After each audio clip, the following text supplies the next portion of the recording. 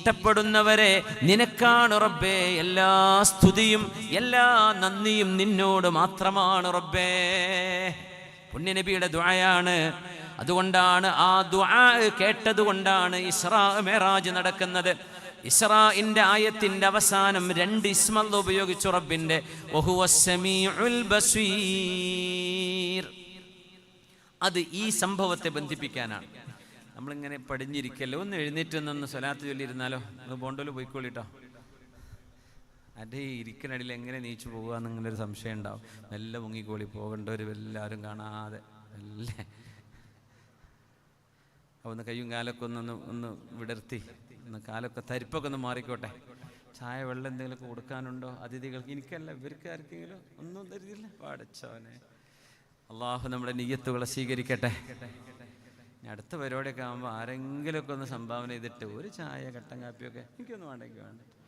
നമ്മുടെ അതിഥികളാണ് ഇവിടെ വന്നവരൊക്കെ, അവർക്കൊക്കെ എന്തെങ്കിലുമൊക്കെ തങ്ങളല്ലേ അടുത്ത പ്രാവശ്യം നമുക്ക് അങ്ങനെ ഒന്ന് ഇൻഷാ അല്ലാഹ് ഇക്റാമുൽ ദൈഫ്. ആ ഗാലറിയിൽ ഇരിക്കുന്നവർ നോക്കണേ, താഴെ വീണു പോരുതേ. 3 സ്വലാത്ത് ചൊല്ലിയാണ്. പിന്നെ നമ്മുടെ കുട്ടികൾ മുച്ചാലിമീങ്ങൾ ഇപ്പം ഇടയ്ക്ക് വരും. ഒരു കുട്ടിൻ്റെ ചിലവ് ഏറ്റെടുക്കാൻ പറ്റാത്തവരോടുണ്ടോയെന്നേ ഞാൻ ചോദിക്കണുള്ളൂ. 3000 റുപ്യ ഒരു കൊല്ലത്തേക്ക്, വെറും 3000 രൂപ കൊടുക്കാൻ പറ്റാത്തവർ കൈപൊക്കുക എന്ന് പറഞ്ഞാൽ ഒരു വിഷമിപ്പിക്കലാവൂല്ലേ. പറ്റുന്നോലൊക്കെ ഒന്ന് കൈപൊക്കിയാട്ടെ. പഠിച്ചോനെ, കൈയില്ലാത്തവരാണോ ഭയങ്കരക്കാര്? 3000 തരൂലെന്നോ? റബ്ബുൽ ആലമീനെ, ഞാൻ കൊടുക്കാൻ തീരുമാനിച്ച്. ഒരു മുച്ചാലിം ഒന്ന് കൈപൊക്കിയാട്ടെ. ഇപ്പോഴത്തെ നമ്മൾ മുച്ചാലിം, നമ്മൾ വളണ്ടിയേഴ്സ് എവിടെ? എല്ലാവരും പേപ്പറും പെന്നുമായിട്ട് വരും. നിങ്ങളുടെ അടുത്ത് വരുന്നു, നിങ്ങളുടെ അടുത്തുകൂടെ വരും. അവിടെ ഒരു QR കോഡ്, നിങ്ങളൊരു സ്ലിപ്പ് ഉണ്ട്, അതിൽ സ്കാൻ ചെയ്താൽ ഇതിൻ്റെ ഗൂഗിൾ പേ കിട്ടും. ഒരു മുത്തഅല്ലിമിൻ്റെ 1 മാസത്തെ ചിലവ്. ഓക്കെ, അതെല്ലാവർക്കും പറ്റുന്നു. കൈ പൊക്കാൻ ഡോക്ടർമാർ പൊക്കിക്കോളി, കൈയൊക്കെ ഇങ്ങനെ ഇളക്കിക്കോളി എന്ന് പറഞ്ഞാലേ നമ്മൾ കൈ അനക്കുള്ളൂ. അല്ലെങ്കിൽ നടക്കൂല, ഇരിക്കൂല, എക്സസൈസും ഇല്ല അല്ലേ. ആയിക്കോട്ടെ, ഒന്നും കുഴപ്പമില്ല, നിങ്ങൾ നല്ല മനുഷ്യന്മാരാണ്. അതുകൊണ്ട് നമ്മുടെ മുത്തഅല്ലിമീങ്ങൾ വരുന്നുണ്ട്. പേരും നമ്പർ മാത്രം കൊടുത്താൽ മതി കേട്ടോ. ഇൻഷാ അല്ലാഹ് 3000 കൊടുക്കാൻ പറ്റാത്തവരെ കൊടുക്കണ്ടേ. നാളെ അങ്ങോട്ടുള്ള ഭയങ്കരമായ ഇൻവെസ്റ്റ്മെൻറ്റാണ്. പിന്നെ അവിടെ നിന്ന് ഖേദിക്കും, പഠിച്ചവനെ ഒരു ബ്രോസ്റ്റിന് ഞാൻ എത്രയാണ് കൊടുത്തത്, കുട്ടികൾക്ക് അവിടെ പോകണം ഇവിടെ പോകണം എന്ന് പറയുമ്പോൾ എത്രയാണ് കൊടുത്തത്. ഒരു മുത്തഅല്ലിമിന് ഇൽമ പഠിക്കാൻ ഞാനൊരു 3000 ചോദിച്ചാൽ പിന്നെ കൊണ്ട് കൊടുക്കാനായില്ലല്ലോ. സങ്കടപ്പെടുന്ന അവസ്ഥ വരരുത്. സമ്പത്തില്ലെങ്കിൽ ഈ സ്വതക്ക കൊണ്ട് അള്ളാഹു നിങ്ങൾക്ക് ആ സമ്പത്ത് അള്ളാഹു കൊണ്ടുതരും. ഉള്ളവർക്കതിൽ അള്ളാഹു ബർക്കത്ത് തരും. അതുകൊണ്ട് നമ്മുടെ ഈ വിഷയത്തിൽ എല്ലാവരും സഹകരിക്കണം, ആണുങ്ങളും പെണ്ണുങ്ങളൊക്കെ. പെണ്ണുങ്ങൾക്ക് വളണ്ടിയേഴ്സ് ഉണ്ടോ അവരുടെ ഇടയിൽ? പെണ്ണുങ്ങൾ ലേഡീസ് വളണ്ടിയേഴ്സ് ഉണ്ടോ? അവിടെ ആണുങ്ങൾ പോരുതേ. ബിസ്മില്ലാ. അപ്പോൾ ഇൻഷാ അല്ലാഹ് ഇതിനു വേണ്ടി സമയം കളയുന്നില്ല. നിങ്ങൾ ഇരിക്കുകയാണെങ്കിലും മുത്തഅല്ലിമീങ്ങൾ നിങ്ങൾ ഇടയ്ക്കിങ്ങനെ വരും. അപ്പം നിങ്ങൾ പേര് പറഞ്ഞു കൊടുക്കണേ എല്ലാവരും കേട്ടോ. ഇൻഷാ അല്ലാഹ് 3 സ്വലാത്ത് ചൊല്ലുന്നു.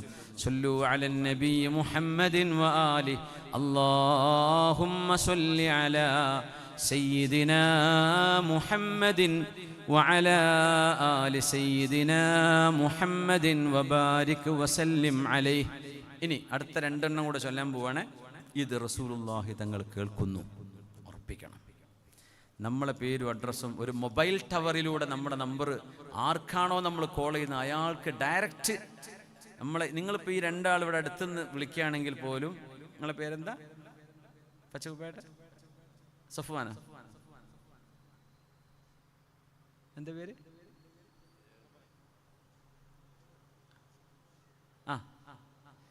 ഒരു അബ്ദുള്ള, അള്ളാന്റെ അടിമ അല്ലേ. നിങ്ങളെ പേരെന്താ? അബ്ദുൽ മജീദ്. സുഹൃത്തിന്റെ പേരെന്തായിരുന്നു? ആസിഫ് അബ്ദുൽ മജീദ് സാഹിബിന് ഇപ്പോൾ നമ്പറൊക്കെ സംഘടിപ്പിച്ച് നിങ്ങൾ മൊബൈലിൽ നിന്ന് ഒരു മിസ് കോൾ അടിക്കാമെന്ന് വിചാരിച്ചോ. ആ കോള് പോകുന്നത് നമ്മുടെ ഈ വേങ്ങര റേഞ്ചിലുള്ള നിങ്ങളുടെ മൊബൈൽ കമ്പനി ഏതാണോ അവരുടെ ടവർ ആ സിഗ്നൽ സ്വീകരിക്കുന്നു. ഉടനെ ആ ടവർ ആകാശത്ത് 1000കണക്കിന് കിലോമീറ്റർ അപ്പുറത്ത് കിടക്കുന്ന ഈ മൊബൈലിൻ്റെ ഒരു സാറ്റലൈറ്റ് ഉണ്ടാവും, അയാൾ സ്വീകരിക്കും.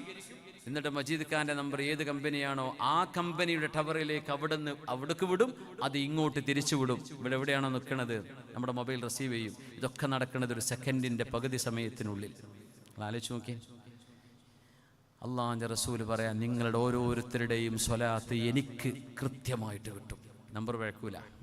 ദുനിയാവിൽ നമുക്ക് മൊബൈൽ നമ്പർ വിളിച്ചാൽ കിട്ടുന്നില്ലേ എന്ന പോലെ ഹബീബിന് ഡയറക്റ്റ് കിട്ടും. നിങ്ങളുടെ പേരും നിങ്ങളുടെ തറവാടും വാപ്പയുടെ പേരും എനിക്ക് എൻ്റെ മലക്ക് അറിയിച്ചു തരുമെന്ന് നബിയുനാ റസൂലുള്ളാഹ്. തങ്ങൾ കേൾക്കുന്നുണ്ട് എന്ന ബോധത്തോടുകൂടെ 2 സ്വലാത്തും കൂടെ. അല്ലാഹുമ്മ സ്വല്ലി അലാ സയ്യിദിനാ മുഹമ്മദിൻ വഅലാ ആലി സയ്യിദിനാ മുഹമ്മദിൻ വബാരിക് വസല്ലിം അലൈഹി. اللهم صل على سيدنا محمد وعلى آل سيدنا محمد وبارك وسلم عليه. അല്ലാഹു സ്വീകരിക്കട്ടെ. പിന്നെ നിങ്ങൾ ഇരിക്കുമ്പോൾ കാല് നീട്ടണമെങ്കിൽ നീട്ടി വെച്ചിരുന്നോളൂ കേട്ടോ. ഞാൻ ശരിക്ക് മനസ്സുകൊണ്ട് തന്നെ പറയണേ, എങ്ങനെയാ അപ്പോൾ കാല് നീട്ടുക, അങ്ങനെ കാല് തരി. എനിക്കറിയാം, എനിക്ക് ഇത്ര നേരം താഴത്തിരിക്കുക എന്നെ കൂടെ ഞാൻ നിന്നിങ്ങനെ പറഞ്ഞു. ചിലപ്പോൾ നിങ്ങൾ വേണമെങ്കിൽ ഇവിടെ കുറേ സ്ഥലമുണ്ട്, കടക്കേ ഇരിക്കേ എങ്ങനെയാ നിങ്ങൾ കേട്ടോളി. നിങ്ങളിവിടെ ഇരിക്കുകയാണെങ്കിൽ നിങ്ങളുടെ റാഹത്തിന് ഇരുന്നോളി എന്ന് ഞാൻ പറയണം. കാല് അങ്ങോട്ട് ഇങ്ങോട്ട് വെച്ച് ഉസ്താദ് എന്താ വിചാരിച്ചത്, ഉസ്താദ് ഒരു വണ്ണാങ്കട്ടിയല്ല. നിങ്ങൾ നിങ്ങളുടെ റാഹത്തന്നെ നോക്കിക്കോളി, എനിക്കൊരു പ്രശ്നമില്ല. അതുകൊണ്ട് റിലാക്സ് ആയിട്ട് ഇവിടെ താഴ്ത്ത് ഇരിക്കായതുകൊണ്ടാണ് ഞാൻ പറഞ്ഞത്. കസേരയാണെങ്കിൽ ഇപ്പോൾ ഒരു ഡിസിപ്ലിൻ ഇരിക്കാൻ പറ്റും. അവിടെ കാല് മടങ്ങി തരിക്കുന്ന അവസ്ഥ വരരുത്. നിങ്ങൾ റാഹത്തിലിരുന്നോളി ഇൻഷാ അല്ലാഹ്. ഒന്നും വിചാരിക്കൂല കേട്ടോ ഇൻഷാ അല്ലാഹ്. ഹബീബുനാ റസൂലുള്ളാഹ്. ഇത് ഹബീബിനെ അറിയുന്ന, ഹബീബ് ആരായിരുന്നു എന്ന് മനസ്സിലാക്കുന്ന ഒരു സദസ്സാണിത്. ഹബീബ് ആരാണ്, ഇസ്റാഉം മിഅ്റാജും ഹബീബ് ആരാണെന്ന് മനസ്സിലാക്കി തരാണ് അല്ലാഹു തആല.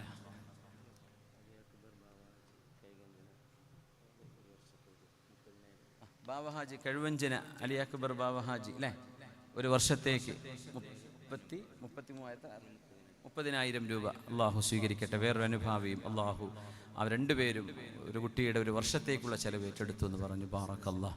അള്ളാഹുയുടെ കച്ചവടത്തിലൊക്കെ ബറക്കത്ത് നൽകട്ടെ. അള്ളാഹു ബറക്കത്ത് നൽകട്ടെ. ആമീൻ. നമ്മൾ ചാലിമ്യങ്ങൾ വരും കേട്ടോ.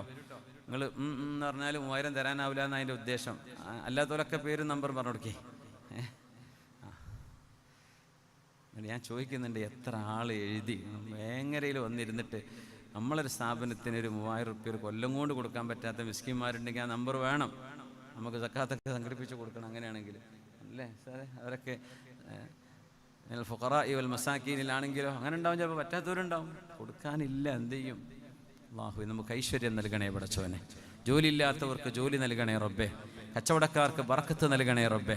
ഹലാല് കൊണ്ട് റബ്ബേ നീ ഐശ്വര്യം നൽകണേ പടച്ചവനെ. ആമീൻ യാ റബ്ബൽ ആലമീൻ. റബ്ബുൽ മുസ്തദഅഫീൻ. ബിസ്മില്ലാഹിർ റഹ്മാനിർ റഹീം. സുബ്ഹാനല്ലദീ അസ്റാ ബിഅബ്ദിഹി ലൈലൻ മിനൽ മസ്ജിദിൽ ഹറാം من المسجد الحرام إلى المسجد الأقصى الذي باركنا حوله لنريه من آياتنا إنه هو السميع البصير. صدق الله. سورة الإسراء. سورة المعراج ഇല്ല, സൂറത്തുൽ മആരിജ് ഉണ്ട്. മിഅ്റാജിന്റെ ചരിത്രം പറഞ്ഞത് സൂറത്തുൻ നജ്മിലാണ്. ഞാൻ ആ ആയത്തുകളാണ് ആദ്യം ഓതി വെച്ചത്. ആദ്യം ഓതി വെച്ച ഭാഗം അതാണ്. ഇൻഷാ അല്ലാഹ് അതിലേക്ക് തിരിച്ചു വരാം, സമയം അനുവദിക്കുന്നതനുസരിച്ച്. നല്ല മൈക്കും നല്ല റാഹത്തുള്ള ചൂടില്ലാത്ത കാലാവസ്ഥയാവുമ്പോൾ ഇങ്ങനെ ചിലപ്പം പറഞ്ഞു നിങ്ങൾക്ക് നേരെ നിങ്ങൾ പോയിക്കോളിട്ടോ, ഞാൻ ആ ടൈം നിർത്തുന്നുണ്ട്. വല്ലാണ്ട് മുഷിഞ്ഞ് നിങ്ങൾ ഇടയ്ക്ക് കുറേ ആൾക്കാർ വാച്ച് നോക്കാൻ തുടങ്ങിയാൽ ഞാൻ നിർത്തും. അപ്പോൾ വേഗം നിർത്തും, 5 മിനിറ്റ് കൊണ്ട് നിർത്തും. അല്ലെങ്കിൽ നമുക്ക് ആ വിഷയം ഒന്ന് പൂർത്തിയാക്കണം. ഇസ്റാ മിഅ്റാജ് എന്താണ്, എന്തുകൊണ്ട്, എങ്ങനെയാണ്, കുറേ കാര്യങ്ങൾ അറിയാനുണ്ട്. സുബ്ഹാന, അല്ലാഹു പരിശുദ്ധനാണ്. ഈ ഒരൊറ്റ ആയത്ത് ശരിക്ക് പഠിക്കണേ.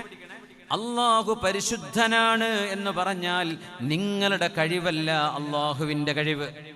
അല്ലാഹ് അതിലും മീതയാണ്. നിങ്ങളുടെ ഫിസിക്കൽ ഡയമെൻഷൻസോ ഫിസിക്കൽ റൂൾസോ അല്ലാഹുവിൻ്റെ ലോകത്ത് ബാധകമല്ല. സുബ്ഹാന, അല്ലാഹ് പരിശുദ്ധനാണ്. നിങ്ങളുടെ ചിന്തകൾക്കും അപ്പുറമാണ് അല്ലാഹു. സുബ്ഹാന, നിങ്ങൾ വിചാരിക്കുന്ന എല്ലാ സംവിധാനങ്ങളെയും മറികടക്കുന്ന സംവിധാനമുള്ളവനാണ് അല്ലാഹു. അതാണ് സുബ്ഹാന. അല്ലദീ അസ്റാ ബിഅബ്ദിഹി, അല്ലാഹുവിന്റെ അബ്ദായ അല്ലാഹുവിന്റെ റസൂലായ മുഹമ്മദ് മുസ്തഫ സ്വല്ലല്ലാഹു അലൈഹി വസല്ലമ തങ്ങളെ രാത്രിയിൽ അവനാണ് കൊണ്ടുപോയത്. എന്തല്ല, ഞാൻ പോയി എന്ന് തങ്ങൾ പറയല്ല. അപ്പൊ എങ്ങനെയാ പോയത്?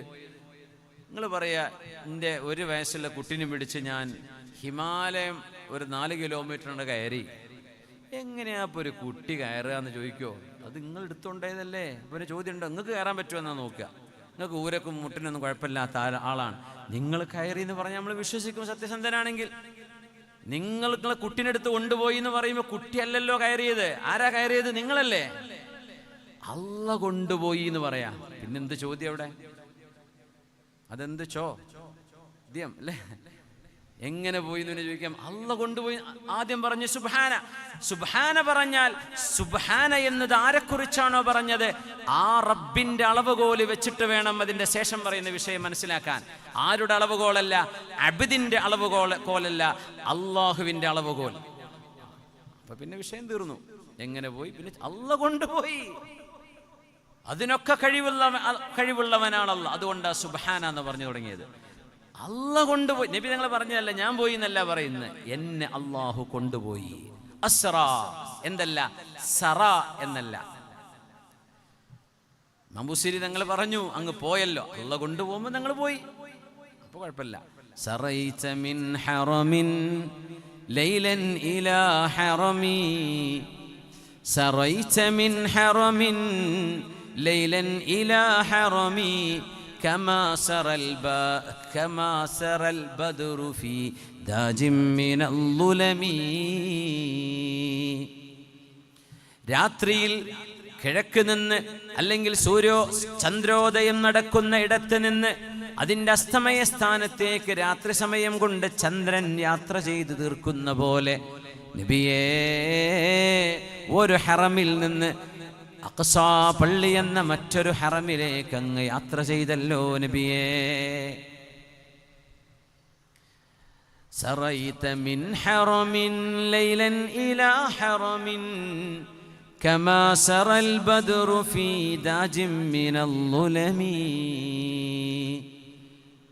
വഖദ്ദമത്ക ജമീഉൽ അംബിയാഇ ബിഹാ والرسل تقديم مخدوم على خدمي فاق النبيين في خلق وفي خلق ولم يدانوه في علم ولا كرم مولاي صل وسلم دائما أبدا على حبيبك خير الخلق كلهم.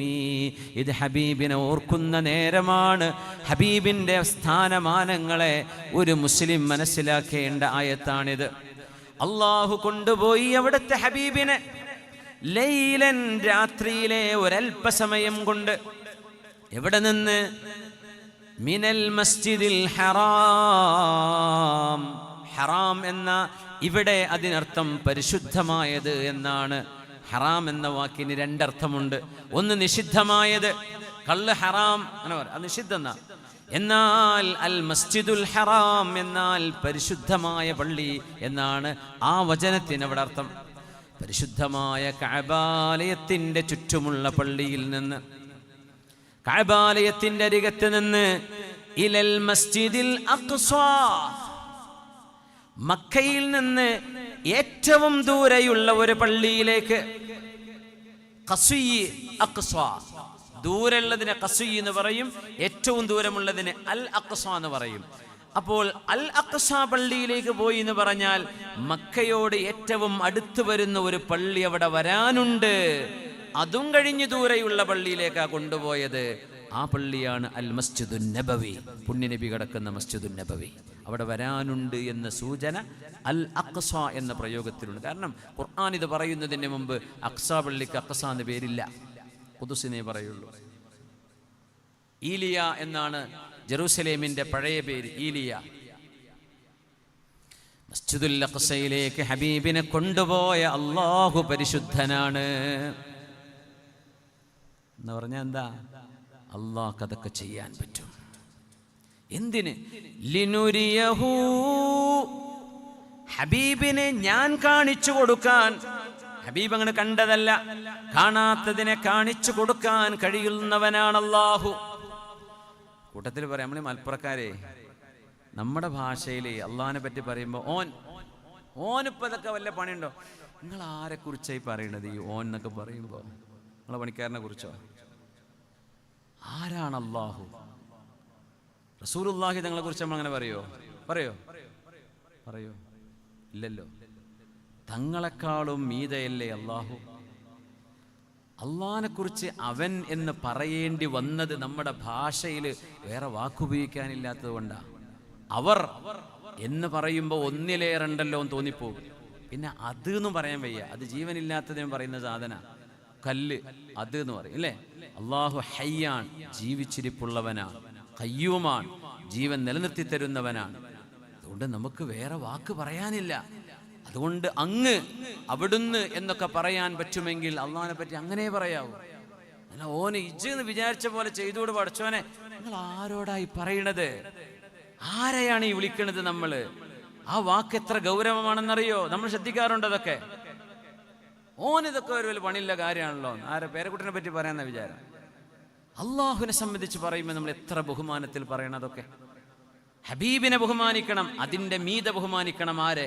ഖാലിഖായ അള്ളാഹുവിനെ. അള്ളാഹുവല്ലേ തങ്ങളെ പറഞ്ഞയച്ചത്. ആദ്യത്തെ കടപ്പാട് അള്ളാഹുവിനോടാണ്, രണ്ടാമത്തേത് ഹബീബായ തങ്ങളോടാണ്, പിന്നെ നമ്മുടെ ഉമ്മയോടാണ്, വാപ്പയോടാണ്, പിന്നെ നമ്മുടെ സുമ്മൽ അഖ്റബു ഫൽ അഖ്റബ്. അള്ളാഹുവിനെ ശരിക്ക് ബഹുമാനിച്ചിട്ടേ പറയാവൂ. അല്ലാഹു ജല്ല ജലാലുഹു. നമ്മുടെ മനസ്സിനുള്ളിലുള്ള ബഹുമാനം എത്രയാണെന്നറിയുന്നവനാണ് അല്ലാഹു. അല്ലാഹു സുബ്ഹാനഹു നിങ്ങൾ വിചാരിക്കുന്ന പോലെയൊന്നുമല്ല അല്ലാഹു. കണ്ണുകൊണ്ട് ഇവിടെ കാണിച്ചു തരൂല. എന്തേ? ഒരു ബിൽഡിങ്ങിന്റെ മുകളിൽ നിന്ന് പുക ഇങ്ങനെ പോകുമ്പോൾ പട്ടാപ്പകല് കാണുമ്പോൾ ആ പുക കണ്ടാൽ തിരിയൂല അതിൻ്റെ ഉള്ളിൽ തീ പിടിച്ചിട്ടുണ്ട്. നിങ്ങൾ പറയൂ, ഓ വേങ്ങരങ്ങാടി തീ പിടിച്ചിട്ടുണ്ടായിട്ടുണ്ടോ? തീ പിടിച്ചിട്ടുണ്ട്. കക്കാട് തീ പിടിച്ചിട്ടുണ്ട്, അല്ലെങ്കിൽ ചെമ്മാട്ടങ്ങാടി തീ പിടിച്ച്. നിങ്ങൾ തീ കാണുന്നുണ്ടോ? നിങ്ങൾ ദൂരെയാ. പക്ഷെ ഒരു കറുത്ത പുക പൊന്തുന്നുണ്ട്. അപ്പൊ മനസ്സിലായി അവിടെ തീയുണ്ട്. തീ കണ്ടിട്ടാണോ പറഞ്ഞത് തീയുണ്ട് എന്ന്? ആണോ? തീ കാണേണ്ട ആവശ്യമില്ല. അതിൻ്റെ മദ്ലൂല് കണ്ടാൽ അതിൻ്റെ കാരണം മനസ്സിലാവും. ഈ ലോകവും ഞാനും നിങ്ങളും ഈ മണൽത്തരി അടക്കം എല്ലാം സൃഷ്ടിച്ച ഒരു സൃഷ്ടാവുണ്ട് എന്ന് കാണിച്ചരേണ്ട കാര്യമില്ല. സൃഷ്ടിപ്പ് കണ്ടാൽ സൃഷ്ടാവിനെ മനസ്സിലാക്കാനുള്ള തലച്ചോറ് തന്നിട്ട അള്ളാഹു നമ്മളെ പറഞ്ഞയച്ചത് അല്ലേ? ലിനുരിയഹു, എൻ്റെ ഹബീബിന് കാണിച്ചു കൊടുക്കാൻ അള്ളാഹു ജല്ല ജലാലു കാണിച്ചു കൊടുക്കുകയാണ്. അള്ളാഹ് കാണിച്ചു കൊടുക്കാൻ. മൂസ നബി റബ്ബിനോട് ചോദിച്ചു, അള്ളാഹുവേ നിന്റെ സംസാരം ഞാൻ കേൾക്കുന്നു റബ്ബേ, നീ എന്നോട് സംസാരിച്ചു. യാ മൂസ എന്ന് നീ എന്നെ വിളിച്ചു റബ്ബേ. വമാ തിൽക ബിയമീനിക യാ മൂസ, what's in your right hands O Moses. Moosa നബിയെ, നിങ്ങളുടെ വലത്തെ കയ്യിൽ ഉള്ള ആ സാധനം എന്താണ്? ഇറ്റ് ഈസ് മൈ സ്റ്റാഫ്, ഇതെന്റെ വടിയാണ്, ഇതെന്റെ വടിയാണ്. ഹി അസായ അതവക്കഉ അലൈഹാ വഅഹുശു ബിഹാ അലാ ഗനമി വലിയ ഫിഹാ മആരിബു ഉഖറ. ഞാൻ അതിൽ ചാഞ്ഞിരിക്കും. ചിലപ്പോൾ ക്ഷീണം വരുമ്പോൾ ഇങ്ങനെ കുത്തിച്ചാരി പിടിക്കും. എൻ്റെ ആടുകൾക്ക് ഞാൻ ഇല പൊഴിച്ചു കൊടുക്കും. വേറെ ഉപകാരങ്ങളൊക്കെ ഉണ്ട് റബ്ബേ. അള്ളാഹ് ചോദിച്ചത് ആകെ ഒറ്റ ചോദ്യമാണ്, എന്താ കൈ? അത് വടിയാന്ന് മാത്രം പറഞ്ഞാൽ മതി. മൂസ നബി കിട്ടിയ ചാൻസിലുടെ കാര്യം പറഞ്ഞു, നിന്റെ വടിയാണ്, ഞാൻ എന്ത് ചെയ്യുന്നു അള്ളാഹ് ചോദിച്ചിട്ടില്ല. മൂസാ നബിയോട് പറഞ്ഞു, ഞാൻ ചാരി പിടിച്ച് നിൽക്കും, ഞാൻ ആടുകൾക്ക് ഇല പൊഴിച്ചു കൊടുക്കും, എനിക്ക് വേറെ ഉപകാരങ്ങളൊക്കെ ഉണ്ട്. അള്ളാഹുവിനറിയാമത് ഇഷ്ടം കൊണ്ട് പറഞ്ഞു പോവാണ്. അങ്ങനെയല്ലേ? ചില ആളുകൾ വിളിക്കാൻ ഇഷ്ടപ്പെടുന്ന ഒരാളെ വിളിച്ചാൽ അങ്ങനെ പറഞ്ഞു കൊടുക്കും. പിന്നെ പറയാൻ പറഞ്ഞ കുറേ നേരം വൈകി പോയല്ലേ, ഫോണ് കണക്റ്റ് ആയപ്പോൾ പറഞ്ഞു പോയതാന്ന് പറയല്ലേ. ഇഷ്ടം കൊണ്ട് അള്ളാഹുവിനോട് അങ്ങോട്ട് സംസാരിച്ചു. അപ്പൊ മൂസ നബി ചോദിച്ചു അള്ളാഹുവിനോട്, റബ്ബി, എൻ്റെ റബ്ബേ, അരിനി അരിനി അൻദുർ ഇലൈക്. അതൊരു അദബുള്ള പ്രയോഗമാണ്. അരിനി, നീ എനിക്ക് നിന്നെ കാണിച്ചു തരുമോ? എങ്ങനെ? ഞാനത് കാണട്ടെ എന്നല്ല ചോദിക്കേണ്ടത്, നീയായിട്ട് നീ കാണിച്ചു തന്നെങ്കിലേ നിന്റെ ഖൽഖായ എനിക്ക് ഈ സീനായുടെ താഴ്വരയിൽ വെച്ച് നിന്നെ കാണാൻ കഴിയൂ, അല്ലാതെ എനിക്ക് കാണാൻ പറ്റൂല എന്ന് എനിക്കറിയാം. മൂസ നബി റസൂലല്ലേ? പക്ഷെ നീ കാണിച്ചു തന്നാൽ എനിക്ക് കാണാലോ. അതുകൊണ്ട് അരിനി, നീ എനിക്ക് നിന്നെ കാണിച്ചു തരുമോ? അങ്ങനെ ചോദിച്ചത്. ഞാൻ കാണട്ടെ എന്നല്ല, നീ അല്ലാഹുവേ ജല്ല ജലാലുവേ, അങ്ങയെ എനിക്ക് കാണിച്ചു തരുമോ? എനിക്കൊന്ന് നോക്കാനാണ്. അൻദുർ ഇലൈക് പറഞ്ഞു. ലൻ തറാനി, നിങ്ങൾക്കെന്നെ ഇവിടെ വെച്ച് കാണാൻ കഴിയൂല. എന്തല്ല, എന്നെ കാണപ്പെടൂല, എന്നെ ആർക്കും കാണാൻ കഴിയില്ല എന്നല്ല മറുപടി. ലൻ ഉറ എന്നായിരിക്കും അങ്ങനെ പറയാ. I will not be seen, എന്നെ കാണാൻ കഴിയൂല എന്നല്ല, നിങ്ങൾക്ക് എന്നെ ഇവിടെ വെച്ച് കാണാൻ കഴിയില്ല. അങ്ങനെ എവിടെ വെച്ച് കാണും? നാളെ ആഖിറത്തിൽ വെച്ച് കാണും. അള്ളാഹു നമുക്കതിന് തൗഫീഖ് തരട്ടെ. ആ റബ്ബിനെ കാണാതെയാണ് 5 നേരം നമ്മൾ നിസ്കരിക്കുന്നത്. റജബ് 27 വരുന്നു, നോമ്പെടുക്കുന്നു. റമദാൻ വരുന്നു, നോമ്പെടുക്കുന്നു. സകാത്ത് കൊടുക്കുന്നു. ഹജ്ജും ഉംറയും ഖുർആനും ദിക്റും തഹജ്ജുദും ഒക്കെ നിസ്കരിക്കണം. അള്ളാഹുവിനെ കണ്ടിട്ടില്ല. ആ റബ്ബിനെ നമുക്ക് നാളെ ഒന്ന് നേരിട്ട് കാണണം ഇൻഷാ അല്ലാഹ്. എന്താണ് ജീവിതത്തിന്റെ ലക്ഷ്യമെന്ന് നമ്മോട് ആരെങ്കിലും ചോദിച്ചാൽ, ജന്നത്തു അദ്നിൻ യദ്ഖുലൂനഹ, അള്ളാഹുവിന്റെ ജന്നത്തു അദ്നിലേക്കൊന്ന് കടക്കണം, ജന്നത്തുൽ ഫിർദൗസിലേക്ക് കടക്കണം എന്നതായിരിക്കണം നമ്മുടെ ലക്ഷ്യം. മറ്റുള്ളവർക്ക് എന്താ, ഡോക്ടർ ആവണം, പോലീസ് ആവണം, പട്ടാളാവണം, ദുനിയാവിൽ അതൊക്കെ ആയിക്കോട്ടെ. പക്ഷേ നമ്മുടെ ലക്ഷ്യം സ്വർഗത്തിലേക്ക് എത്തണം. അല്ലാഹു തൗഫീഖ് തരട്ടെ. ലിനുരിയഹു മിൻ ആയാതിനാ, എൻ്റെ ദൃഷ്ടാന്തങ്ങളിൽ ഇതുവരെ നബിതങ്ങൾ കണ്ടിട്ടില്ലാത്ത ദൃഷ്ടാന്തങ്ങളെ കാണിച്ചു കൊടുക്കാൻ വേണ്ടി എൻ്റെ റസൂലിനെ ഞാൻ രാത്രിയിലെ റജബ് 27 രാവിൽ ഞാൻ എൻ്റെ റസൂലിനെ കൊണ്ടുപോയിട്ടുണ്ട്. ഇന്നഹു ഹുവസ് സമീഉൽ ബസീർ, അല്ലാഹു എല്ലാം കാണുന്നവനാണ്, എല്ലാം കേൾക്കുന്നവനാണ്. എന്താ കേൾക്കുന്നത്? യാ റബ്ബൽ മുസ്തദ്അഫീൻ, പാവപ്പെട്ടവരുടെ രക്ഷിതാവേ എന്ന് ഖർനു സആലിബിൽ വെച്ച് നബിയെ ആ പാറക്കൂട്ടങ്ങളിൽ കയറി നിന്ന് നിങ്ങൾ വിളിച്ചത് ഞാൻ കേട്ടിട്ടുണ്ട്. യാ അല്ലാഹ്,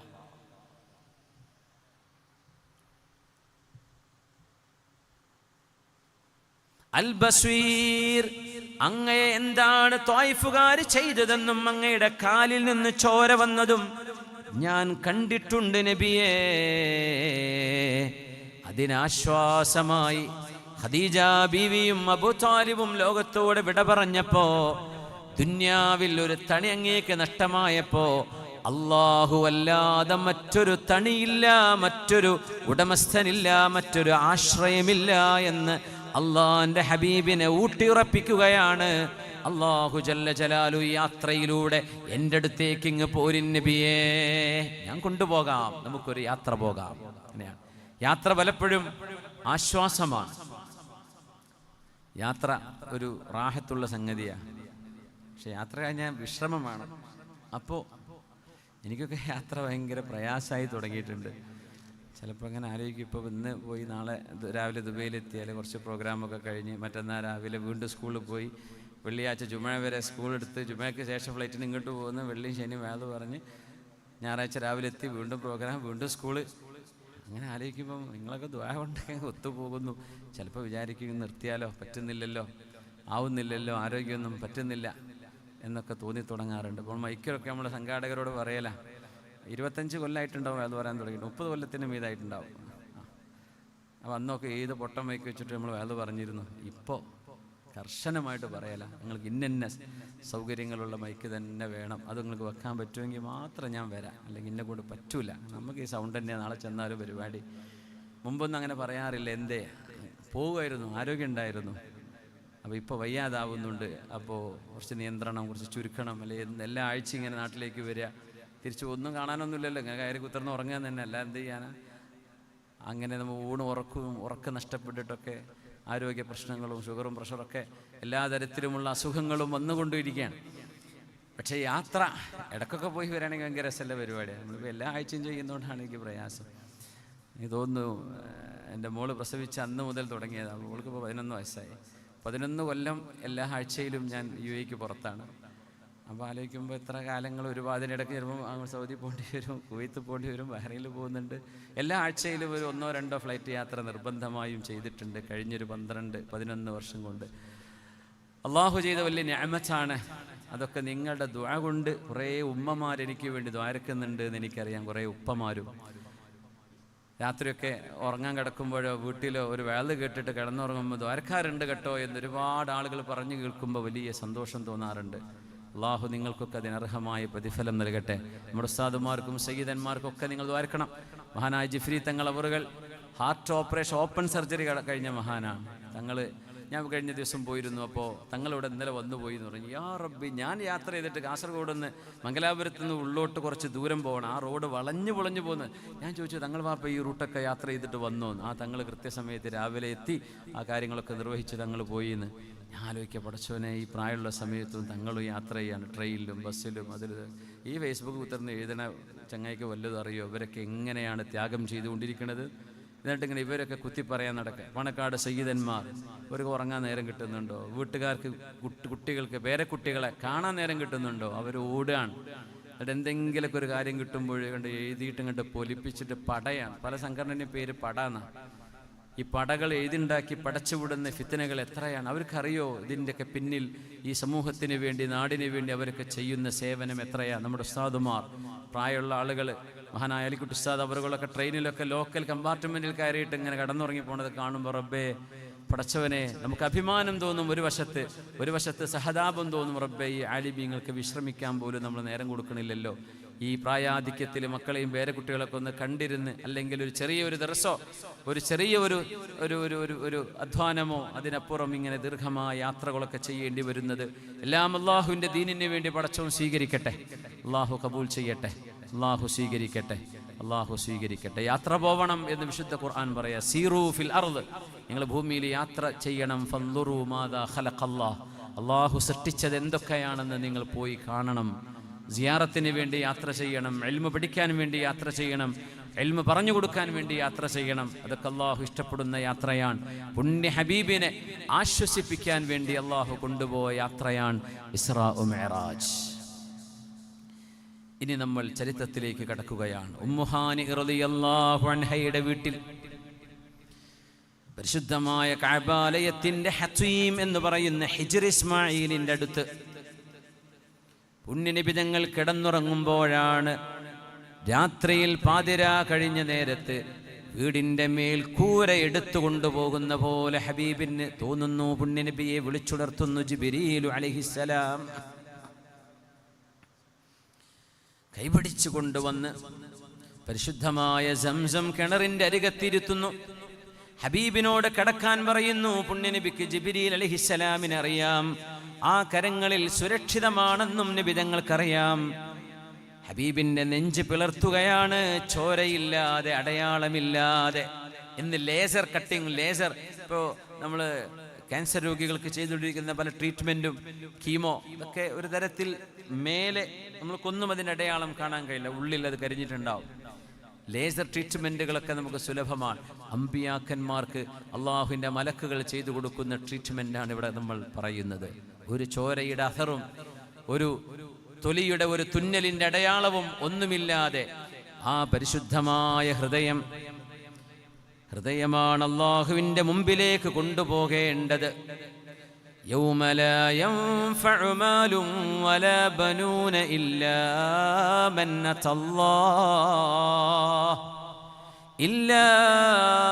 അത്തല്ലാഹ ബിഖൽബിൻ സലീം. സുരക്ഷിതമായ ഒരു ഹൃദയവുമായി വന്നവരല്ലാതെ നാളെ രക്ഷപ്പെടുകയില്ല. പുണ്യ ഹബീബിന്റെ ഹൃദയം എത്ര സ്ഫുടമാണ്, എത്ര മനോഹരമാണ്. ഒരു ദുഷിച്ചതൊന്നുമില്ലാത്ത ആ കൽബ് പോലും കഴുകി ശുദ്ധിയാക്കി ഈമാനും ഹിക്മത്തും നിറച്ചുകൊടുത്ത് തൽസ്ഥാനത്ത് സ്ഥാപിച്ചുകൊണ്ടാണ് ഹബീബിനെ അള്ളാഹു കൊണ്ടുപോകുന്നത് ബുറാഖ് എന്ന വാഹനത്തിൽ. അത് സ്വർഗീയ വാഹനമാണ്. അത് സ്വർഗീയ കുതിരയെ പോലെ തോന്നിപ്പിക്കുന്ന വാഹനമാണ്. അത് അമ്പിയാക്കന്മാർ മുമ്പ് യാത്ര ചെയ്തിട്ടുണ്ട്, പല നബിയും. എന്നാൽ ഹബീബിന് കൊണ്ടുവന്ന പോലെ അലങ്കരിച്ച രീതിയിൽ ഒരു നബിക്കും അലങ്കരിച്ചിട്ടില്ല. അങ്ങനെ അലങ്കൃതമായ ഒരു വാഹനം ബുറാഖ്. ബർക്ക് എന്ന് പറഞ്ഞാൽ ഇടിമിന്നൽ എന്നാണ്. ബർക്ക് എന്ന് പറഞ്ഞാൽ ഇടിമിന്നൽ എന്നാണ്. ഇടിമിന്നൽ പോലെ അതിശക്തമായ സ്പീഡിൽ യാത്ര ചെയ്യാൻ കഴിയുന്ന ഒരു വാഹനവുമായി മഹാനായ റസൂലുള്ളാഹി സ്വല്ലല്ലാഹു അലൈഹി വസല്ലമ തങ്ങളെ കൊണ്ടുപോവുകയാണ്. എങ്ങോട്ട്? ആദ്യത്തെ യാത്ര ഭൂമിയിലാണ്. ആ യാത്രയാണ് ഇസ്റാ എന്ന് പറയുന്നത്. കഅബാലയം എന്നത് ഭൂമിയുടെ മധ്യമാണ്, അല്ലെങ്കിൽ നഗരങ്ങളുടെ ഉമ്മയാണ്, ഉമ്മുൽ ഖുറയാണ് മക്ക. ആ മക്കയുടെ കേന്ദ്രബിന്ദുവാണ്. അള്ളാഹുവിന് വേണ്ടി സുജൂദ് ചെയ്യാൻ ആദ്യമായി അള്ളാഹുവിൻ്റെ നബിയായ ആദം നബിയും മലക്കുകളും ഉണ്ടാക്കിയ, പിന്നീട് ഇബ്രാഹിം നബിയും ഇസ്മായിൽ നബിയും പുനരുദ്ധാരണം ചെയ്ത ആദ്യത്തെ മസ്ജിദിൽ നിന്നാണ് യാത്രയുടെ ആരംഭം. ഇനി പോകുന്നത് സ്പേസിലേക്ക് പോകാനുള്ള ടെർമിനൽ എവിടെയാണോ ഭൂമിയിൽ അല്ലാഹു നിശ്ചയിച്ചത്, ആകാശ ലോകത്തേക്കുള്ള യാത്രക്ക് ഏറ്റവും ഉപയുക്തമായ നാട് എന്ന് സയന്റിസ്റ്റുകളിൽ പല ആളുകളും വിശ്വസിക്കുന്നത് ജെറൂസലേമാണ്. അവിടെ നിന്നാണ് ഹബീബായ നബി തങ്ങൾ ഖുബ്ബത്തുസ് സഖറ എന്ന് പറയുന്ന മസ്ജിദുൽ അഖ്സയുടെ മുമ്പിലുള്ള ആ പാറക്കെട്ടിന്റെ മുകളിൽ നിന്ന് പുണ്യനബി ആകാശത്തേക്ക് ഉയർന്നത്.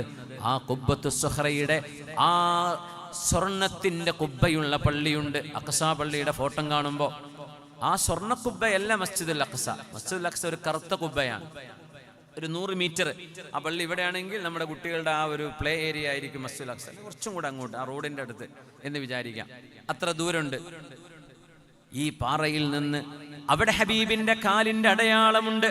നോക്കണം, ഇബ്രാഹിം നബിന്റെ കാലിന്റെ അടയാളം മഖാം ഇബ്രാഹിമിലുണ്ട് എന്ന് ഖുർആൻ പറഞ്ഞപ്പോ പിന്നെ മുസ്ലിമീങ്ങളിലെ തന്നെ കുറച്ച് യുക്തി മാത്രം ചിന്തിക്കുന്ന ആളുകൾക്ക് അവിടെ ഒന്നും പിന്നെ ചിന്തിക്കാൻ വയ്യ. അല്ല, പാറമ ചവിട്ടി എങ്ങനെ കാലിൽ അടയാളം വരിക? അള്ളാഹുവിനെ പിടിച്ചു വെക്കാൻ പറ്റും. പുണ്യനബിയുടെ കാലിന്റെ അടയാളമുള്ള 2 പാറക്കഷ്ണങ്ങൾ ഉഹദിന്റെ ബാക്കിലുള്ള സിലഅ മലയിൽ നിന്ന് കൊണ്ടുപോയ 2 പാറക്കഷ്ണങ്ങൾ നബിതങ്ങളുടെ കാലിന്റെ അടയാളമുള്ളത് തുർക്കിയിലെ ഇസ്തംബുൾ മ്യൂസിയത്തിലുണ്ട്. അത് കട്ട് ചെയ്ത് കൊണ്ടുപോയതാണ്. അവിടെ നമുക്ക് മദീനത്ത് നിന്ന് കൊണ്ടുപോയതാണ്.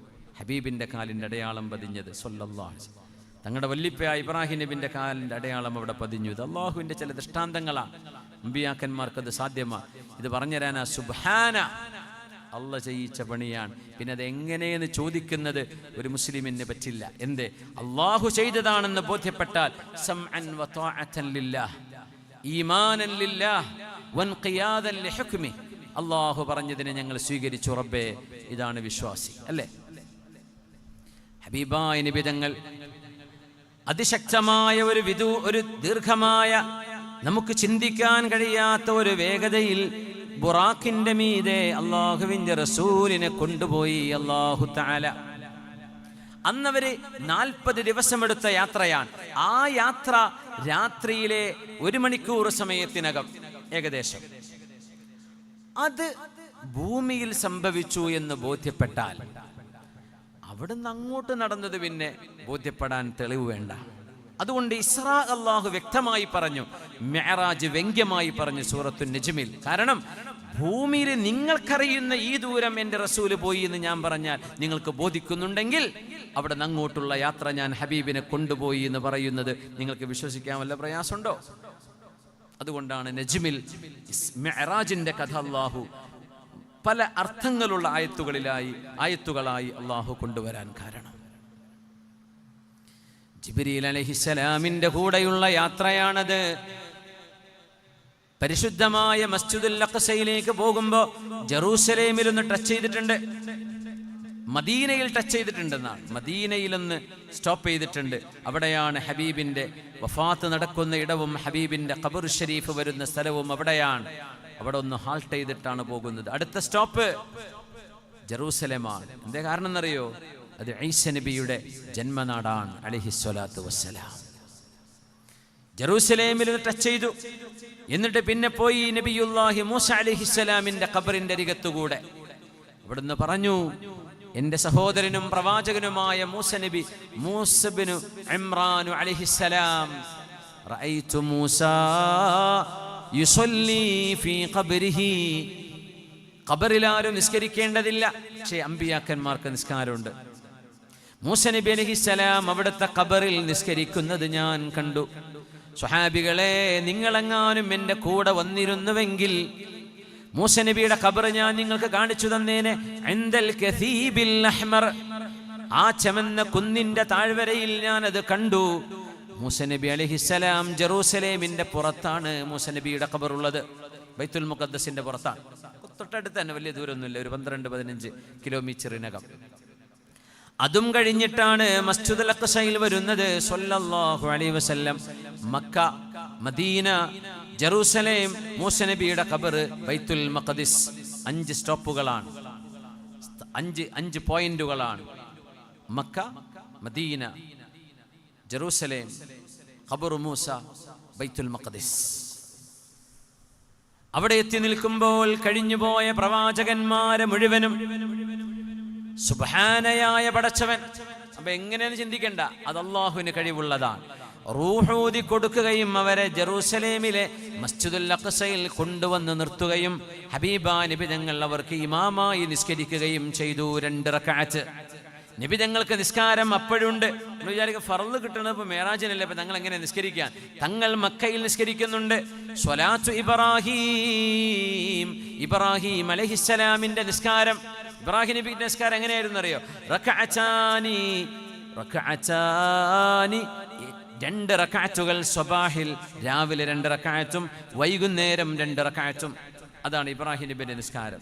ആ നിസ്കാരം നബി തങ്ങൾ മക്കയിൽ തന്നെ നിസ്കരിക്കാറുണ്ട്. ഹബീബാ നബി തങ്ങൾ നിസ്കരിച്ചത് 2 റക്അത്ത് തന്നെയാണ് മസ്ജിദുൽ അഖ്സയിലും.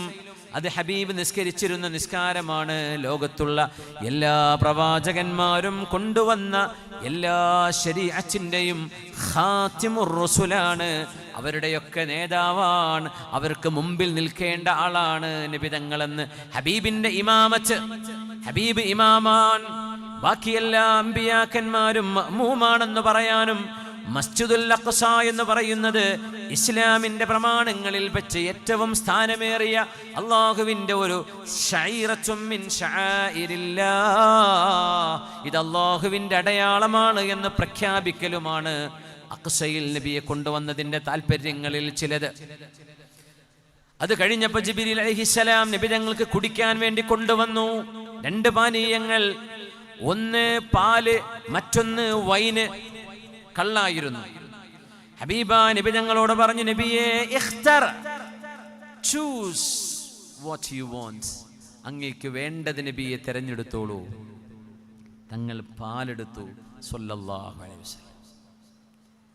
ജിബ്രീൽ തങ്ങൾ പറഞ്ഞു, നബിയെ വേണമെങ്കിൽ നബി സ്വല്ലല്ലാഹു അലൈഹി വസല്ലം നിങ്ങൾക്ക് എന്തു ചെയ്യാം, തരുന്നത് ജിബ്രീൽ അലൈഹിസ്സലാം അല്ലേ, എന്തും കുടിക്കാലോ എന്ന് ചിന്തിക്കാം.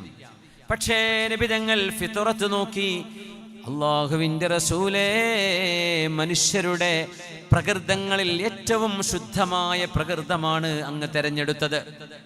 പാലാണല്ലോ തെരഞ്ഞെടുത്തത്. വൈൻ എന്താ സംഭവം? മുന്തിരിച്ചാറ് മനുഷ്യൻ ചില പ്രോസസ്സ് ചെയ്ത് മത്ത് പിടിപ്പിക്കുന്നതാക്കി മാറ്റിയതാണ്. പാല് ഒന്നും ചെയ്യാതെ അല്ലാഹു തന്ന പാനീയമാണ്, അതിലൊന്നും ചെയ്തിട്ടില്ല. അത് തങ്ങളെടുത്തു. നോക്കണം, മുന്തിരിക്ക് കുഴപ്പമുണ്ടോ? ഇല്ല. മുന്തിരിയുടെ ജ്യൂസിന് കുഴപ്പമുണ്ടോ? ഇല്ല. അത് പിന്നെ കള്ളാക്കി മാറ്റാൻ ഭൂമിൻ്റെ അടിയിലോ അല്ലാതെയോ ഫാക്ടറിയിലോ അതിനെ മദ്യമാക്കി മാറ്റുമ്പോൾ മനുഷ്യന്റെ കൈകടത്തലുകൾ അവിടെ വന്നു. അതുകൊണ്ട് അത് നിഷിദ്ധമായി, മുസ്കിറായി മാറിയപ്പോൾ. وَمِنْ ثَمَرَاتِ النَّخِيلِ وَالْأَعْنَابِ وَمِنْ ثَمَرَاتِ النَّخِيلِ وَالْأَعْنَابِ تَتَّخِذُونَ مِنْهُ رِزْقًا سَكَرًا وَرِزْقًا حَسَنًا. ഈത്തപ്പഴത്തിൽ നിന്നും മുന്തിരിയിൽ നിന്നും മത്ത് പിടിപ്പിക്കുന്നതും നല്ല ഭക്ഷണവും നിങ്ങൾ ഉണ്ടാക്കുന്നുണ്ട്. അല്ലാഹു പറഞ്ഞു, മത്ത് പിടിപ്പിക്കുന്നത് നിങ്ങൾ ഉണ്ടാക്കുന്നുണ്ട്, നല്ല ഭക്ഷണം ഉണ്ടാക്കുന്നുണ്ട്. ഈത്തപ്പഴം കൊണ്ട് നിങ്ങൾ അച്ചാറിടുന്നുണ്ട്, ഈത്തപ്പഴത്തിന്റെ ജ്യൂസ് കുടിക്കുന്നുണ്ട് ഒക്കെ. പക്ഷേ അതിൽ കുറച്ച് വെള്ളം, കുറച്ച് മരുന്നൊക്കെ ചേർത്ത് കള്ളു ഉണ്ടാക്കുന്നുണ്ടായിരുന്നു അന്നത്തെ കാലത്ത്. അപ്പൊ അള്ളാഹു സൂചിപ്പിച്ചു, അത് വേണ്ട. സക്കർ ഹസനല്ല, റിസ്ഖ് ഹസന, അത് നിങ്ങളുടെ ഭക്ഷണമാണ്. മനുഷ്യന്റെ കൈകടത്തലുകളില്ലാതെ ശുദ്ധമായ പ്രകൃതമായി അള്ളാഹു തരുന്നതിൽ നിന്ന് നബിയെ അങ്ങ് സ്വീകരിച്ചല്ലോ, ഏറ്റവും നല്ല തീരുമാനം. അതുകൊണ്ട് അള്ളാഹുവിന്റെ ഹബീബിന്റെ ആദ്യത്തെ സെലക്ഷൻ, ചോയ്സ് അവിടുന്ന് മനോഹരമായിരുന്നു. ആകാശലോകത്തേക്ക് അവിടുന്ന് പോയ യാത്രയാണ് മിഅ്റാജ്.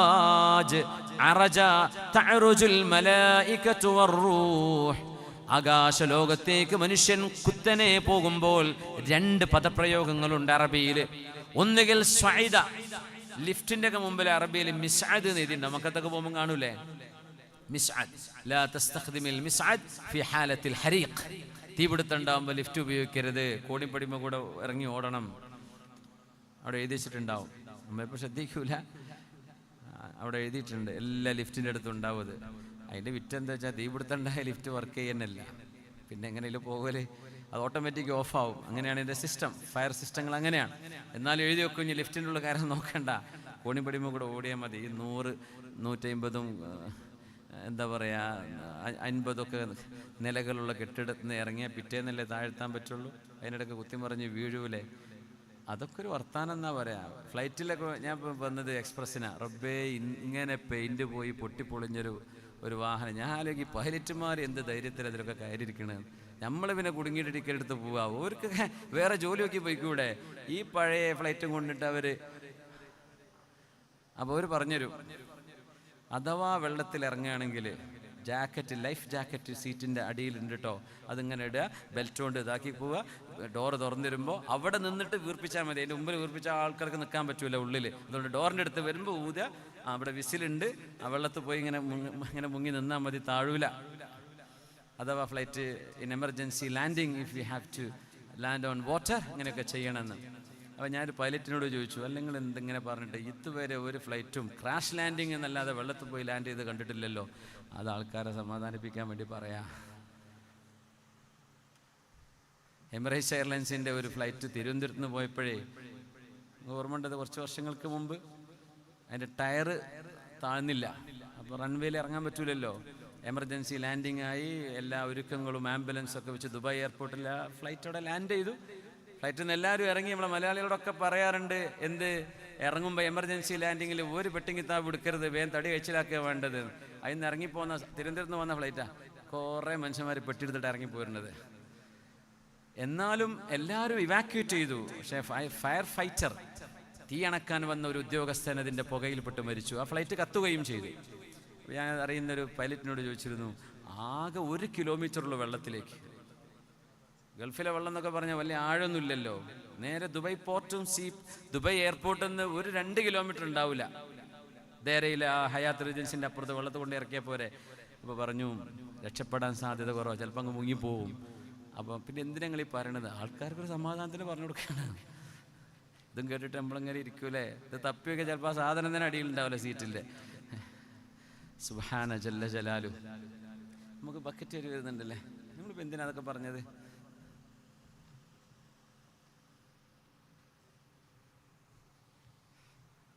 അതെന്തിനാ പറഞ്ഞതെന്ന് ഉത്തരം പറഞ്ഞേക്കെ ഞാനൊരു 500 പേര് ഞാൻ പറയണം. എവിടുന്നാണ് നമ്മൾ അങ്ങോട്ട് എത്തിയത്? ഇസ്രാ മിറാജ്. അപ്പോൾ എല്ലാവരും ഉണർന്നല്ലോ പഠിച്ചോനെ. നേരെ ഇരിക്കുന്നുണ്ട്, ആലോചിക്കുന്നുണ്ട്.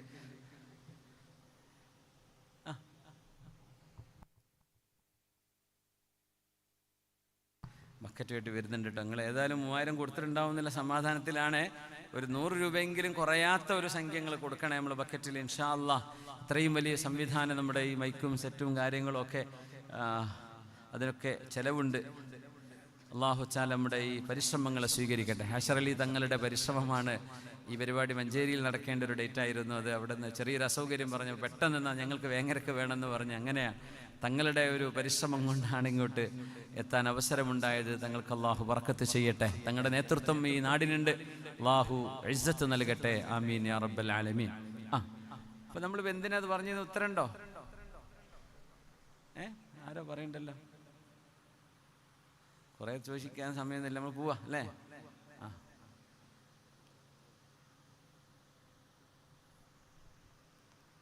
എന്നാലും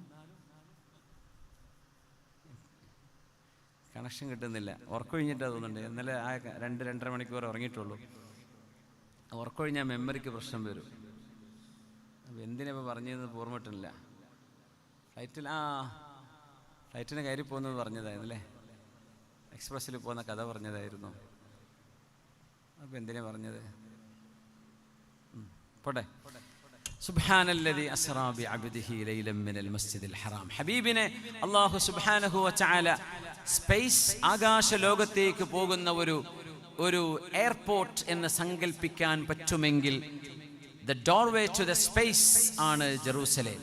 പരിശുദ്ധമായ അഖ്സാ പള്ളി നിൽക്കുന്ന സ്ഥലം. ജെറൂസലേം അങ്ങനെയാണ്. അവിടെ നിന്നാണ് ഹബീബിനെ കൊണ്ടുപോകുന്നത് 7 ആകാശങ്ങളും കടന്നപ്പുറത്തേക്കുള്ള യാത്ര.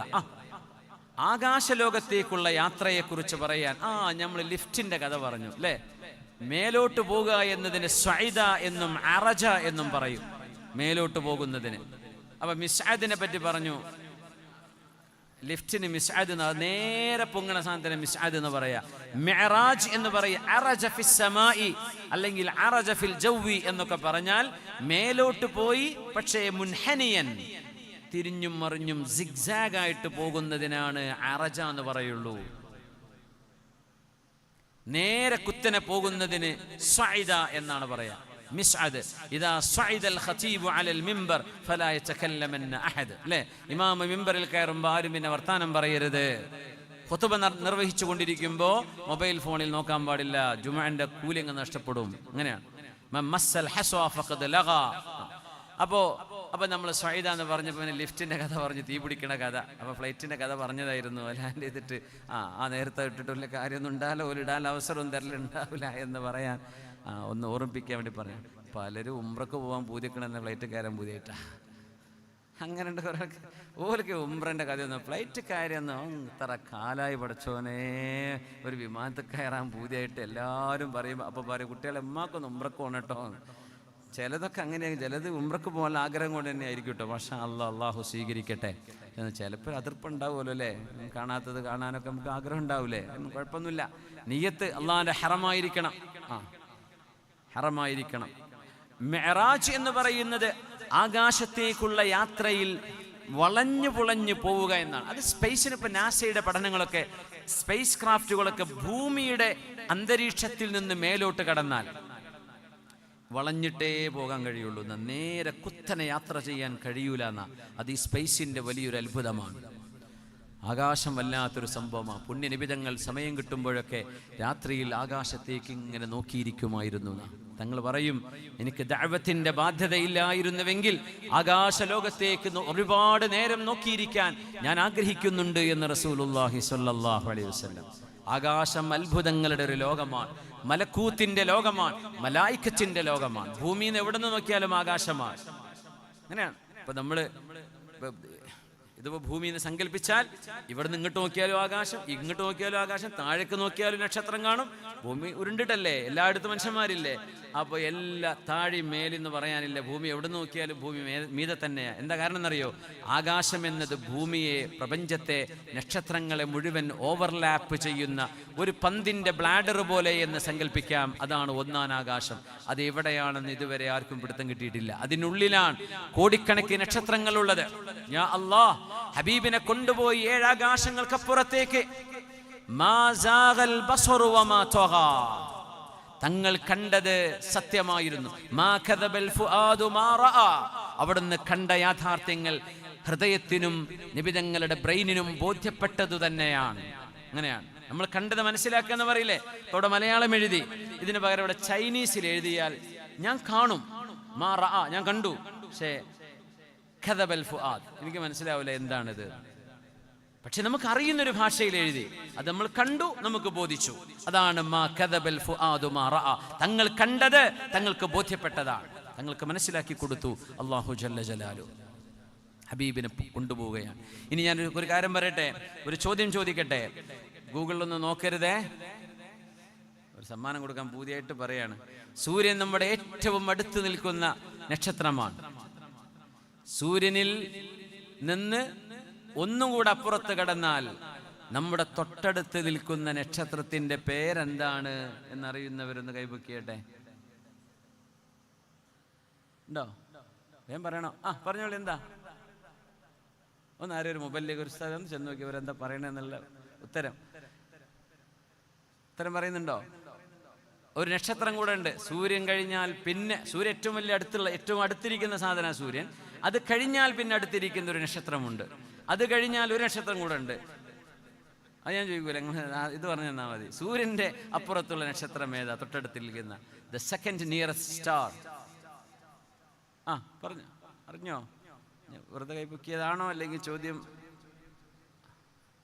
നല്ല സയൻസൊക്കെ അറിയുന്ന ആൾക്കാരുണ്ടാവും. നമ്മൾ വിചാരിക്കും ഒരു തലക്കെട്ടും കെട്ടിരിക്കുമ്പോൾ ഒന്നും തിരിയില്ല. നല്ല പഠിച്ച ആൾക്കാരുണ്ട്. നമ്മളൊക്കെ യാത്ര പോകുമ്പോൾ ചിലരൊക്കെ ഒരു പൊളിറ്റിക്സ് ഒക്കെ ഇങ്ങനെ പറഞ്ഞ് നമ്മൾ അല്പം വേൾഡ് പൊളിറ്റിക്സ് ഒക്കെ ഇങ്ങനെ മണിമണിയായി പറയുന്ന നല്ല പ്രായമുള്ള പത്രം വായിച്ചിട്ടും ന്യൂസ് നോക്കിയിട്ടൊക്കെ നല്ല അറിവുള്ള ആൾക്കാരുണ്ട്. ഏതായിരുന്നാലും ഇത്തരമൊന്നും കാണുന്നില്ല. ആരും പറഞ്ഞിട്ടുണ്ടെങ്കിൽ ഒന്ന് കൈപൊക്കിയാൽ ഒരു സമ്മാനം തരാൻ ബുദ്ധി ഉണ്ടായിരുന്നു കുട്ടികൾക്ക്. സെഞ്ചുറി. പക്ഷെ അതിൻ്റെ അപ്പുറത്തൊരു വാക്കുണ്ട്, പ്രോക്സിമ സെഞ്ചുറി എന്നാണ് അതിൻ്റെ പേര്. എന്ന പേര് സമ്മാനം തരാം. ഏതായാലും